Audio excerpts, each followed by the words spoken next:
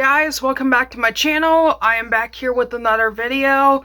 I just got back from work like a couple hours ago, so I wanted to make another video. Now, I promised in my last video that I would make a segment on false accusations on one of my favorite celebrities or one of my favorite public figures in general that got false accusations towards him. Now, this was during around when the pandemic was still really strong, but I still want to talk about the false accusations that happened to him.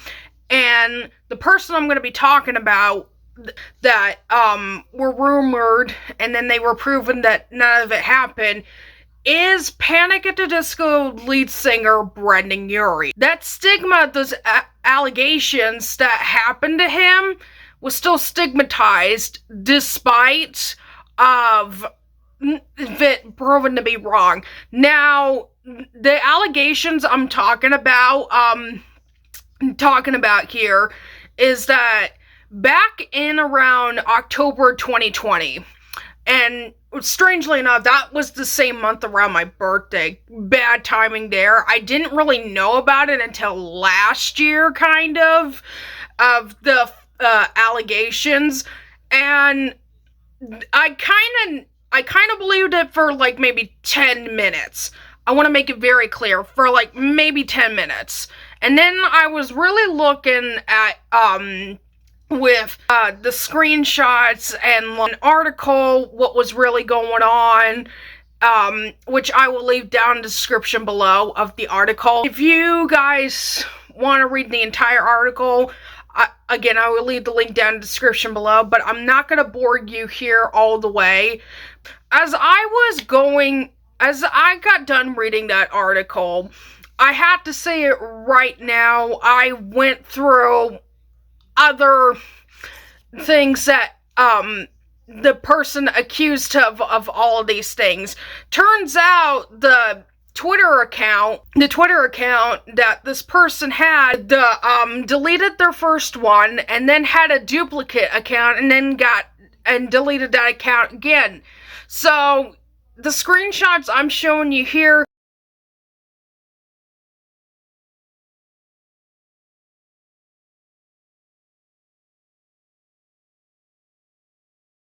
pretty much the person admitted to making those false accusations because of the so-called problematic things Brendon Urie has said in the past when Panic was still fresh and new back in 2005. I'm gonna just say this right here.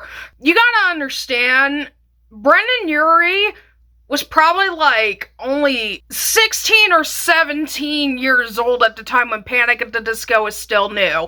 He was still really pretty young. He was still a young pop when that band was still fresh at the time. Do you think that when you're around that age range, you think you're gonna know everything better? Fuck no. I didn't. Now, I might have not made a transphobic comment or like maybe a homophobic comment back then, you know, what he was accused of. But I can tell you this right now, when you're at a certain age range, your level of maturity is not the best for the most part, okay? Yes, he moved out of his parents. Yes, he moved out, you know, because he wanted to pursue music more and didn't want to really follow into what his family wanted to do. But at the same time, you know, he was still pretty young. I mean, we all make mistakes, and it's not like the mistakes that he made was super severe. I've seen people get canceled so much less than this, and it's honestly ridiculous that I have to say that false accusations exist here in 2022, but here I am having to say it again, like I said in my last two videos. This is beyond ridiculous at this point. For somebody to make not one, but two fake accounts, not really fake accounts, but just Twitter accounts, and then delete them right away after making allegations, that tells me you got a kick out of pretty much hurting somebody's career, because you got offended of what they did when they were a teenager. You know how fucking pathetic that is to do that to somebody like that. I also want to talk about the grooming allegations too that Brendon supposedly did. Now, I don't believe this personally myself too, and I will not, again, I went out to look and see those accusations, and it turned out that he didn't groom any minors, he didn't sexually harass or molest or raped anyone. Again, this is really, it's just getting a kick out of pretty much ruining somebody's career because of what they did, how many years ago? It's come to the point where, listen, I could argue about this all day if I could, but we still got a lot to go through.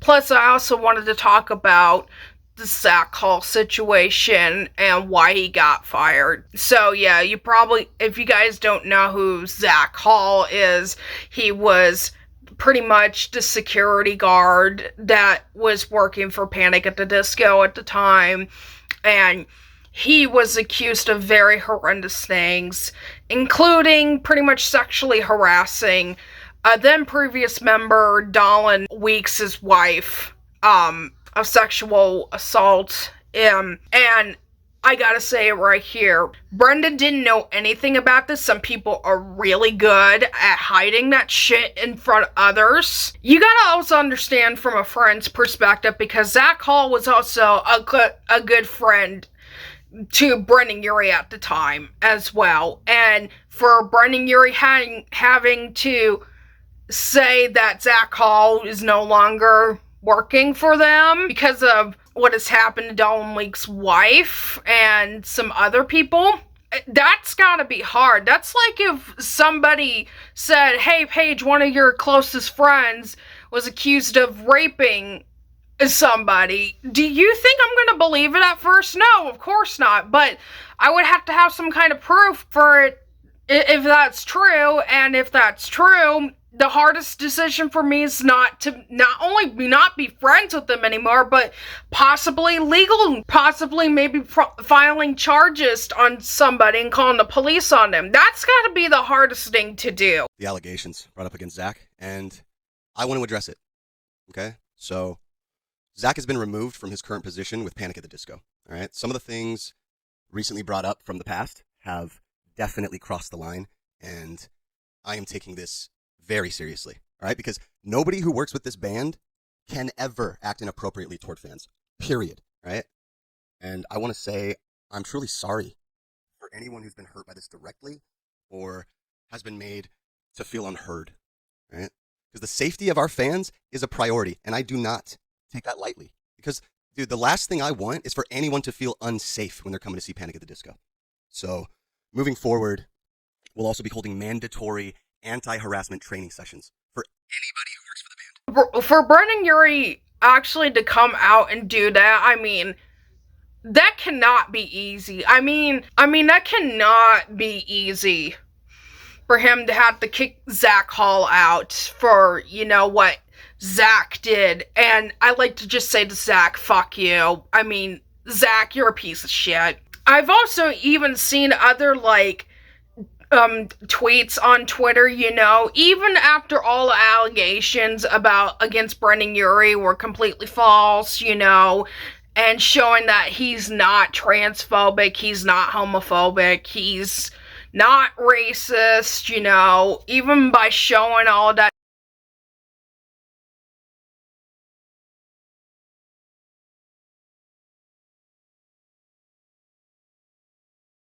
It's still not good enough for people. Can we just stop with the whole mob mentality of, believing false accusations, please? Can we stop doing that? Because it comes to the point where if you are literally believing things after evidence is shown and it's still not good enough for you to... that tells me you need help. It really, not only does it tell me you need help, but you need a grip on fucking reality. And if you don't have a grip on fucking reality, then I'm sorry. I can't associate with a person like that. Honestly, you sound like probably one of the worst people to deal with if you still believe in those false accusations after evidence was proven that he's not racist, he's not transphobic, and that he's not homophobic and all of that. I mean, you're also talking to a guy, Brendon Urie, and I'm not saying this as an excuse. It has proven and told people he is bisexual or pansexual. You know, he has told, I think it was in an interview a long time ago that he is part of the LGBTQ community. So, why are we accusing somebody, for the most part, of that? I mean, he's not like YouTubers like Nikocado Avocado. He's not like influencers Nakia Dragon, who are technically part of that community, but they make that community look terrible. And plus he has given so much money to charity. He has his own charity, so even with all the evidence showing, why are we still bashing this guy? I think people also forget that this guy was been stalked before by fans when he used to live in his old house back in 2016, where he had to be forced to move out back in 2017. I mean, if you don't believe me, there's a video I can actually show you by one of my favorite YouTubers, Infinity on Hannah, that talked about terrible fan bases right here. Okay, wait, hold the fuck up. I have an update to this fucking story about Brendon here. Today, right now when I'm filming this, is currently the 25th of February. Brendon Urie just tweeted that him and Sarah are basically being kind of forced to make the decision to move out of their house because of so many fans leaving stuff there and harassing them, and oh my fucking god, this makes me so furious right now. You guys have no idea. I was angry before in the last couple clips talking about this whole fandom thing, but days later I find this out, and I could not be more upset with the fans. Like, oh my god, this is so sad. He called this their dream house. He wrote Death of a Bachelor there in his own studio, separate from his house, and it was just like the perfect home for them, and it had to be ruined because of the fan base. People like going up to the house, leaving so many letters and gifts, and I know that sounds like fine, like it's generous and stuff, but you do not go to a band member's house to give them shit. Like, just don't do that. You're crossing so many lines. Like, that is just common sense to me. If you know where they live, don't fucking do that. Because like I said in clips before, if one person does it, then everyone's gonna fucking do it, and I was right. I literally predicted it. And the fact that they are being forced to move houses, like, oh my god, it just upsets me so much. And just the fact how generous Brendon is. He set up like another address where fans can actually go leave stuff. He genuinely cares about you guys, but if you're going up to their house, ringing the doorbell, knocking, taking pictures, taking stuff from their yard, just harassing them overall, like, you are not supporting the band. You are not a fan of them. And you gotta also remember, Brendon Urie was also sexually harassed himself too. So he is the last person to be, I mean, yeah, there's also, sometimes that whole pattern, if you have been sexually abused sometimes, and not in all cases, but in some cases, where they do it back to others, but he hasn't done that. Also, the other mob mentality I really fucking hate is that, oh, if you don't make a video right away, or if you don't post something about an update right away, you're very complicit. No. And that's what they did to him too.